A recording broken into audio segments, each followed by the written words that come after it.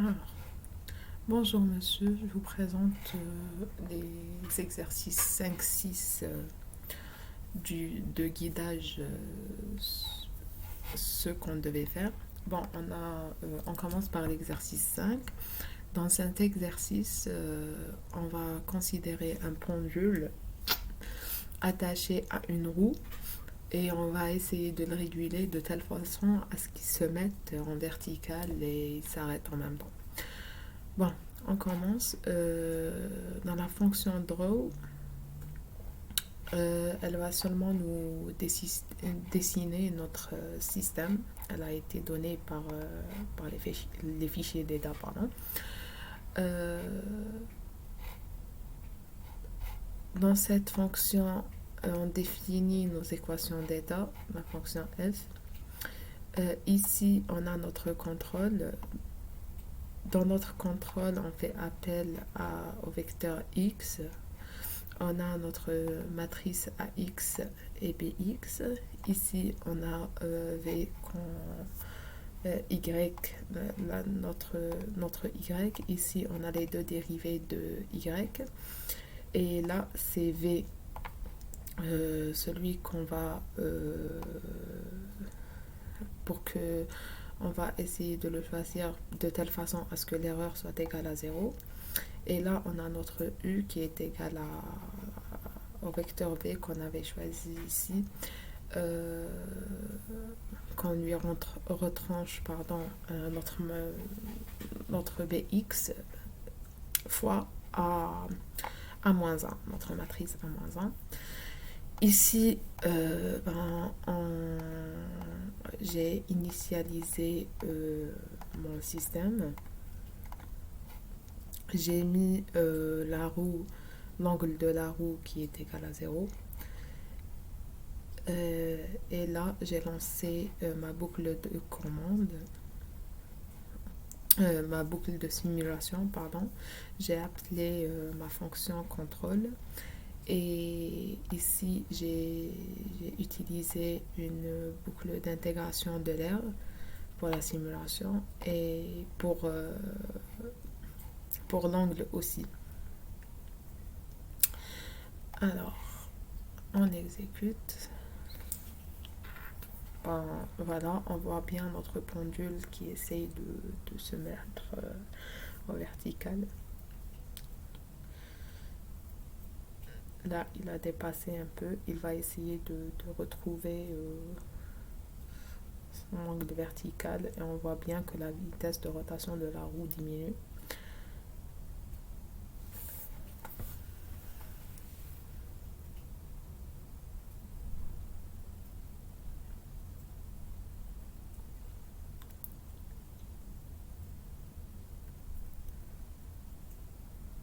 Voilà. Là, c'est pour l'exercice 5 du pendule. On va arrêter ici. Et on part à l'exercice 6.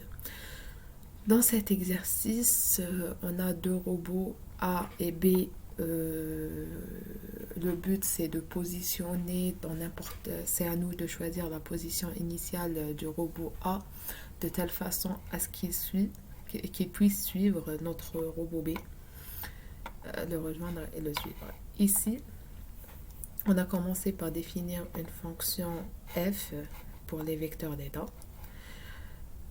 Ça, c'est notre fonction pour la position relative des voitures A et B. Voilà, on a XA, YA, θA, on les a récupérés depuis nos vecteurs d'état. On a G qui est la translation du système et R, c'est la rotation par rapport à l'angle θ. Ici, on a initialisé V à 0, notre vecteur X à 0, 0, 0. Et là, on a récupéré les deux premiers termes de notre vecteur qui définissent la position. Je l'ai mis, ça on ne devait pas le faire, mais c'est juste pour que je comprenne mieux. Euh, Ici, on a défini la position en faisant le produit entre notre translation et la rotation. Et là, on a récupéré dans notre vecteur d'état θ point qui est égal à θb moins θa, qui est la rotation relative. Alors, ici, on a notre fonction de contrôle. Dans notre fonction de contrôle, on a pour paramètres xa, xb qui sont pour la voiture A et pour la voiture B. On a v et u. V, c'est notre vitesse et u, notre commande. Alors, ici, on a récupéré x à partir de notre fonction de position relative. Et on a récupéré x, y et θ depuis la fonction des équations d'état. Et on a V1, V2, on a pareil depuis notre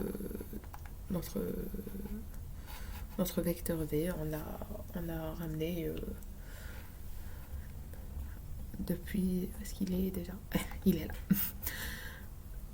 Alors, sinon, là, c'est notre matrice A qui est. Et là, c'est notre matrice B. Ici, on définit V de telle façon à ce que l'erreur soit égale à 0.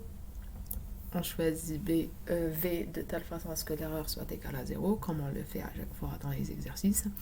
Et U, c'est notre commande qui dépend de V, qui est égale à l'inverse de la matrice A, fois V qu'on a choisi ici, moins la matrice B.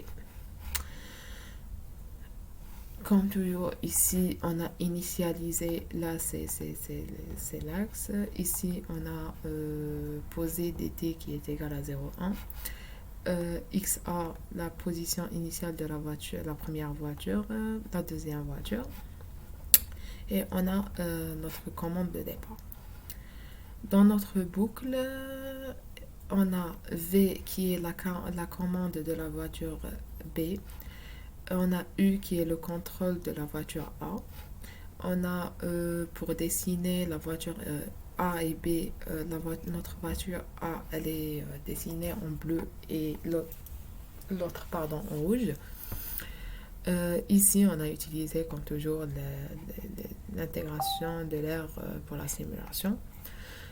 Et voilà, quand on vient à exécuter, on a ça. On voit bien que notre voiture A essaye de suivre la voiture rouge.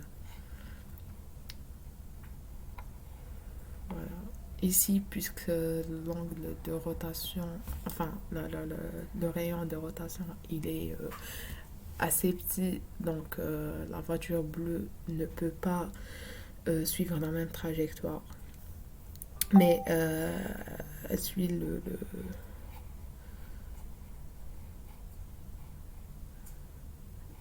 on voit qu'elle est toujours bien attachée, sauf qu'elle voilà, elle fait pas le tour, mais après, puisque notre rayon du cercle que la voiture B doit prendre, il est assez petit. Donc j'espère que c'est ce que vous nous avez demandé et je vous dis merci pour votre attention et à demain. Tac. Comment on fait? Bon, je vais déjà commencer. Excusez-moi.